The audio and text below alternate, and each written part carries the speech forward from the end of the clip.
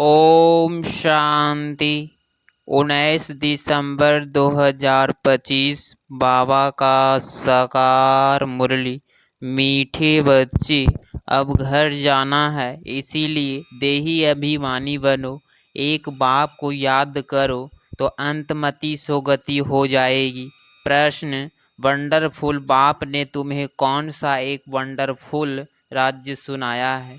उत्तर: बाबा कहते, बच्चे, यह अनादि अविनाशी ड्रामा बना हुआ है। इसमें हर एक का पार्ट नोंधा हुआ है। कुछ भी होता है नथिंग न्यू के लिए न्यू। बाप कहते हैं, बच्चे, इसमें मेरी बड़ाई नहीं, मैं भी ड्रामा के बंधन में हूँ। बाप यह वंडरफुल राज्य सुनाकर जैसे अपने पार्ट को भी ममत्व नहीं देते हैं। गीत: आखिर वह दिन आया आज है, आखिर वह दिन आया आज है। ओम शांति। मीठे मीठे रूहानी बच्चे यह गीत गा रहे हैं। बच्चे समझते हैं कि कल्प बाद फिर से हमको धनवान, हेल्दी और वेल्दी बनाने, पवित्रता, सुख, शांति का वर्षा देने बाप आते हैं। ब्राह्मण लोग भी आशीर्वाद देते हैं कि आयुष्मान भव, धनवान भव, पुत्रवान भव। तुम बच्चों को तो वर्षा मिल रहा है, आशीर्वाद की कोई बात है नहीं। बच्चे पढ़ रहे हैं, जानते हैं 5000 वर्ष पहले भी हमको बाप ने आकर मनुष्य, देवता, नर नारायण बनाने की शिक्षा दी थी। बच्चे जो पढ़ते हैं वह जानते हैं हम क्या पढ़ रहे हैं, पढ़ाने वाला कौन है, उसमें भी नंबरवार पुरुषार्थ अनुसार जानते हैं। यह तो कहेंगे कि हम बच्चों को मालूम है यह राजधानी स्थापन हो रही है, ट्रिनिटी किंगडम स्थापन हो रही है, आदि सनातन देवी देवता धर्म की स्थापना हो रही है। पहले शूद्र थे, फिर ब्राह्मण बने, फिर देवता बनना है। दुनिया में किसी को यह पता नहीं है कि अभी हम शूद्र वर्ण के थे। तुम बच्चे समझते हो, यह तो सत्य बात है। बाप सत्य बताकर सचखंड की स्थापना कर रहे हैं। सतयुग में झूठ, पाप आदि कुछ भी नहीं होता। कलयुग में है अजामिल, पाप आत्माएं होती है। यह समय बिल्कुल गौरव नरक का ही है। दिन प्रतिदिन गौरव नरक दिखाई पड़ेगा। मनुष्य ऐसे ऐसे कर्तव्य करते रहेंगे जो समझेंगे बिल्कुल ही तमो प्रधान दुनिया बनती जा रही है। इसमें भी काम महाशत्रु है। कोई मुश्किल पवित्र शुद्ध रह सकता है। आगे जंगम फकीर लोग कहते थे कि ऐसे कलयुग आएगा जो 12-13 वर्ष की कुमारियां बच्चा पैदा करेगी। अब वह समय है कुमार कुमारियों आदि करते रहते हैं। जब बिल्कुल ही तमो प्रधान बन जाते हैं तब बाप कहते हैं, मैं आता हूँ, मेरा भी ड्रामा में पार्ट है, मैं भी ड्रामा के बंधन में बंधा हुआ हूँ। तुम बच्चों के लिए कोई नई बात नहीं है। बाप समझाते ही ऐसे है, चक्र लगाया नाटक पूरा होता है। अब बाप को याद करो तो तुम शतो प्रधान दुनिया के मालिक बन जाएंगे। कितना साधारण रीति समझाते हैं बाप। कोई अपने पाठ को इतना महत्व नहीं देते हैं। यह तो मेरा पाठ है, नई बात है नहीं। हर 5000 वर्ष बाद मुझे आना पड़ता है। ड्रामा में मैं बंधेमान हूँ। आकर तुम बच्चों को बहुत सहज याद की यात्रा बताता हूँ। अंतमति सोगति वह इस समय के लिए ही कहा जाता है। यह अंतकाल है ना। बाप युक्ति बताते हैं, मामी कम याद करो तो शतो प्रधान बन जाएंगे। बच्चे भी समझते हैं हम नई दुनिया के लिए मालिक बनेंगे। बाप घड़ी घड़ी कहते हैं, नथिंग न्यू। एक जिस्म की कहानी सुनाते हैं ना। उसने कहा काम दो, तो कहा सीढ़ी उतरो और चढ़ो। बाप भी कहते हैं यह खेल भी उतरने और चढ़ने का है। पतित से पावन, पावन से पतित बनना है। यह कोई डिफिकल्ट बात नहीं है बहुत सहज। परंतु युद्ध कौन सी है, यह न समझने के कारण शास्त्रों में लड़ाई की बात लिख दी है। वास्तव में माया रावण पर जीत पाना तो बहुत बड़ी लड़ाई है। बच्चे देखते हैं, हम घड़ी घड़ी बाप को याद करते हैं, फिर याद टूट जाती है, माया दीवा बुझा देती है। इस पर गुलाब कावली की भी कहानी है। बच्चे जीत पाते हैं, बहुत अच्छे चलते हैं, फिर माया आकर दीवा बुझा देती है। बच्चे भी कहते हैं, बाबा माया के तूफान तो बहुत आते हैं। तूफान भी अनेक प्रकार के बच्चों के पास आते हैं। अभी अभी तो ऐसे तूफान जोर से आता है जो 8-10 वर्ष के पुराने अच्छे अच्छे झाड़ भी गिर पड़ते हैं। बच्चे जानते हैं, वर्णन भी करते हैं, अच्छे अच्छे माला के दाने थे, आज है ही नहीं। यह भी मिसाल है, गज को ग्राह ने खाया, यह है माया के तूफान। बाप कहते हैं, इन 5 विकारों से संभाल रखते रहो, याद में रहेंगे तो मजबूत हो जाएंगे। देही अभिमानी बनो, यह शिक्षा बाप की एक ही बार मिलती है। ऐसे कभी और कोई कहेंगे नहीं कि तुम आत्माभिमानी बनो। सतयुग में तो ऐसे नहीं कहेंगे, नाम रूप देश काल सब याद रहता है ही। इस समय तुमको समझाता हूँ, अब वापस घर जाना है। तुम पहले सतो प्रधान थे, सतो रजो तमो में तुमने पूरे 84 जन्म लिए हैं। उनमें भी नंबरवार यह ब्रह्मा है, औरों के 63 जन्म भी हो सकते हैं। इनके लिए पूरे 84 जन्म हैं। यह पहले पहले श्री नारायण थे। के लिए कहते गोया सबके लिए समझ जाते, बहुत जन्मों के अंत में ज्ञान लेकर फिर वह नारायण बनते हैं। झाड़ में भी दिखाया है ना, यहाँ श्री नारायण और पिछाड़ी में ब्रह्मा खड़ा है, नीचे राजयोग सीख रहे हैं। प्रजापिता को कभी परमपिता नहीं कहेंगे, परमपिता एक को कहा जाता है, प्रजापिता फिर इनको कहा जाता है। यह देहधारी है, वह विदेही विचित्र है। लौकिक बाप को पिता कहेंगे, इनको प्रजापिता कहेंगे। वह परमपिता तो परमधाम में रहते हैं, प्रजापिता ब्रह्मा परमधाम में नहीं कहेंगे। वह तो यहाँ साकारी दुनिया में हो गया, सूक्ष्म वतन में भी नहीं है। प्रजा तो स्थूल वतन में। प्रजापिता को भगवान नहीं कहा जाता है, भगवान का कोई शरीर का नाम नहीं। मनुष्य तन जिस पर नाम पड़ते हैं उनसे वह न्यारा है। आत्माएं वहाँ रहती है तो स्थूल नाम रूप से न्यारी है, परंतु आत्मा तो है ना। साधु संत आदि सिर्फ घर बार छोड़ते हैं, बाकी दुनिया के विकारों के अनुभवी तो है ना। छोटे बच्चे को कुछ भी पता नहीं रहता है, इसीलिए उनको महात्मा कहा जाता है। 5 विकारों का उनको पता ही नहीं रहता, इसीलिए छोटे बच्चे को पवित्र कहा जाता है। इस समय तो कोई पवित्र आत्मा हो नहीं सकती, छोटे से बड़ा होगा फिर भी पतित तो कहेंगे ना। बाप समझाते हैं, सबका अलग अलग पार्ट इस ड्रामा में नूंधा हुआ है। इस चक्र में कितने शरीर लेते हैं, कितने कर्म करते हैं, जो सब फिर रिपीट होना है। पहले पहले आत्मा को पहचानना है। इतनी छोटी आत्मा में 84 जन्मों का अविनाशी पाठ भरा हुआ है। यही है सबसे वंडरफुल बात, आत्मा ही अविनाशी है, ड्रामा भी अविनाशी है, बना बनाया है। ऐसे नहीं कहेंगे कब से शुरू हुआ।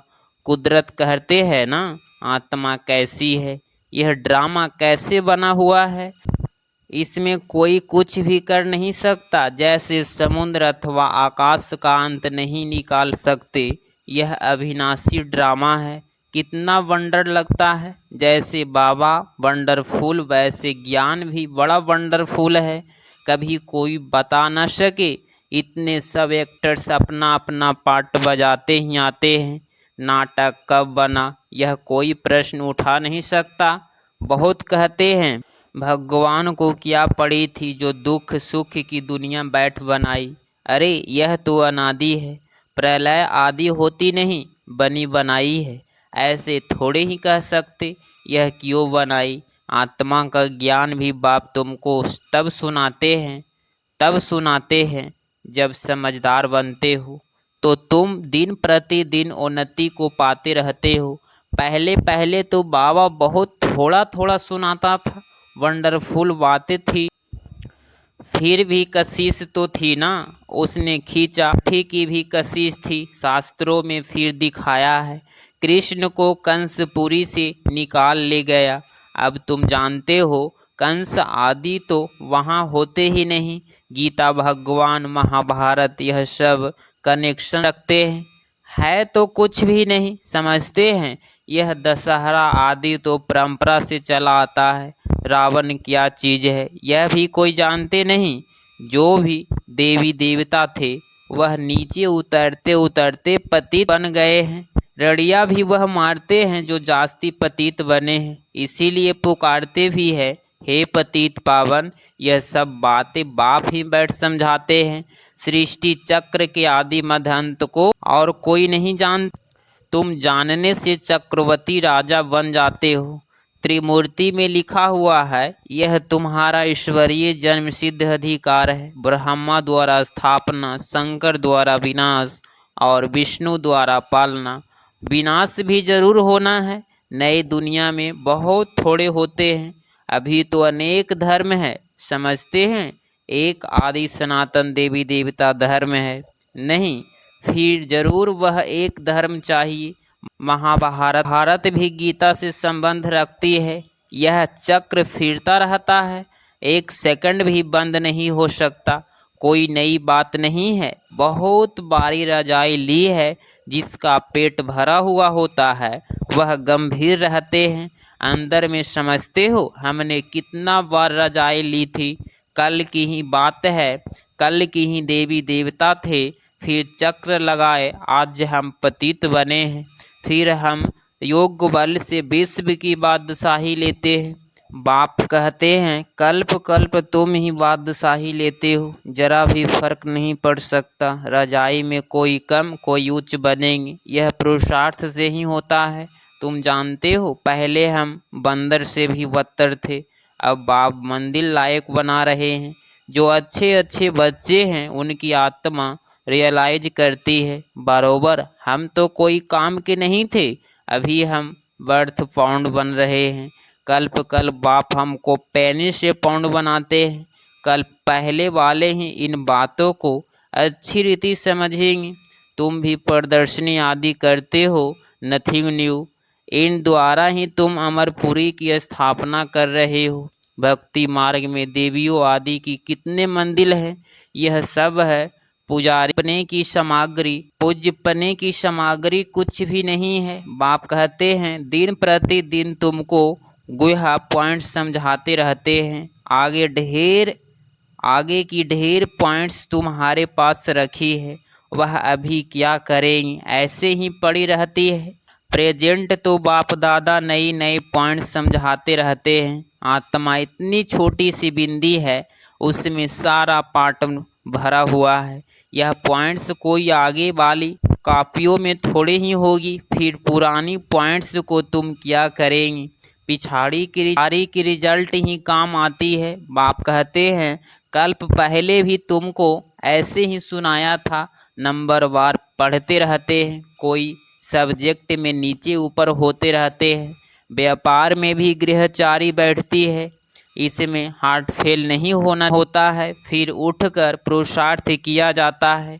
मनुष्य देवाला निकालते हैं, फिर अंधा आदि कर बहुत धनवान बन जाते हैं। यहाँ भी कोई विकार में गिर पड़ते हैं, फिर भी बाप कहेंगे अच्छी रीति पुरुषार्थ कर उच्च पद पाओ, फिर से चढ़ना शुरू करना चाहिए। बाप कहते हैं गिरे हो फिर चढ़ो, ऐसे बहुत है, गिरते हैं तो फिर चढ़ने की कोशिश करते हैं। बाबा मना थोड़े ही करेंगे, बाप जानते हैं ऐसे भी बहुत आएंगे। बाप कहेंगे पुरुषार्थ करो, फिर भी कुछ न कुछ मददगार तो बन जाएंगे। ड्रामा प्लान अनुसार ही कहेंगे। बाप कहेंगे अच्छे बच्चे अब तृप्त हुए, बहुत गोते खाए, अब फिर से पुरुषार्थ करो। बेहद का बाप तो ऐसे कहेंगे ना। बाबा के पास कितने आते हैं, कितने मिलने के लिए आते हैं। कहता हूँ बेहद के बाप का कहना नहीं मानेंगे, पवित्र नहीं बनेंगे। बाप आत्मा समझ आत्मा को कहते हैं तो तीर जरूर लगेगा। समझो, स्त्री को तीर लग जाता है तो कहेंगे हम तो प्रतिज्ञा करते हैं, पुरुष को नहीं लगता है, फिर आगे चल उन चढ़ाने की कोशिश करेंगे। फिर ऐसे भी बहुत आते हैं जिनको स्त्री ज्ञान में ले आती है तो कहते हैं स्त्री हमारा गुरु है। वह ब्राह्मण लोग हथियारा बांधने समय कहते हैं यह तुम्हारा गुरु ईश्वर है। यहाँ बाप कहते हैं तुम्हारा एक ही बाप सब कुछ है, मेरा तो एक दूसरा न कोई, सब उनके ही याद करते हैं, उस एक से ही योग लगाना है। यह देह भी मेरी नहीं। अच्छा, मीठे मीठे सिकिलधे बच्चों प्रति माता पिता बाप दादा का याद प्यार और गुड मॉर्निंग। रूहानी बाप की रूहानी बच्चों को नमस्ते नमस्ते। धारणा के लिए मुख्तार पॉइंट नंबर फर्स्ट, कोई भी गृहचारी आती है तो दिल किस्त हो बैठ नहीं जाना है, फिर से पुरुषार्थ कर बाप की याद में रह उच्च पद पाना है। पॉइंट नंबर 2, स्वयं की स्थिति याद से ऐसी मजबूत बनानी है जो कोई भी माया का तूफान वार ना कर सके। विकारों से अपनी संभाल करते रहना है।